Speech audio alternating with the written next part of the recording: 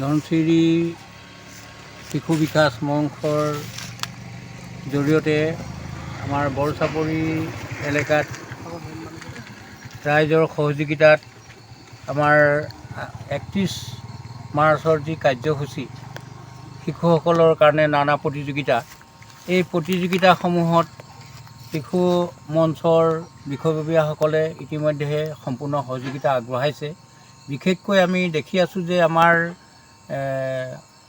সম্পাদক শ্ৰীযুত পৰাণ গোস্বামীদেৱে যথেষ্ট কষ্ট কৰি আমাৰ গাঁও এলেকাত তেখেতে ঘূৰি আমাৰ যুৱকসকলৰ লগত যুৱতীসকলৰ লগত যথেষ্ট আলোচনা কৰি আমাৰ এই মঞ্চৰ কাৰণে যথেষ্ট তেখেতে কষ্ট কৰিছে।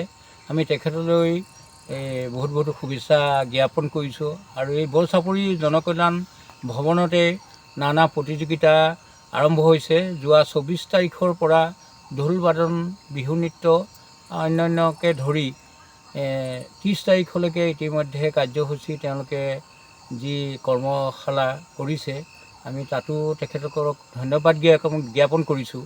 আৰু লগতে তেখেতসকলে 31 তাৰিখলৈ আমাৰ বৰচাপৰিবাসী ৰাইজৰ সহযোগিতাত ধনশিৰি শিশু বিকাশ মঞ্চই যি 31 মাৰ্চৰ তাৰিখত যি প্ৰতিযোগিতাসমূহ পাতিবলৈ লৈছে আগন্তুক ৰঙালী বিহুৰ আগত, আমি সেইটো বৰ আনন্দিত হৈছোঁ আৰু ৰাইজো আনন্দিত হৈছে।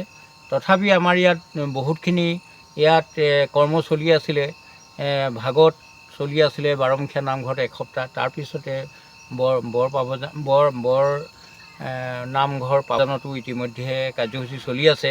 তথাপিতো আমাৰ শিশু বিকাশ মঞ্চ ধনশিৰিয়ে তেখেতসকলৰ যি আহ্বান আৰু যি সহযোগিতাৰ কাৰণে আমাৰ যুৱক যুৱতীসকল ৰাইজে সহযোগিতা আগবঢ়াইছে, আমি যাতে অহা 31 তাৰিখৰ দিনটো সকলোৱে যাতে প্ৰতিযোগিতাসমূহত অংশগ্ৰহণ কৰক আৰু সৃষ্টিশীল যি আমাৰ শিশুসকল আছে সকলোৱে অংশগ্ৰহণ কৰি আমাৰ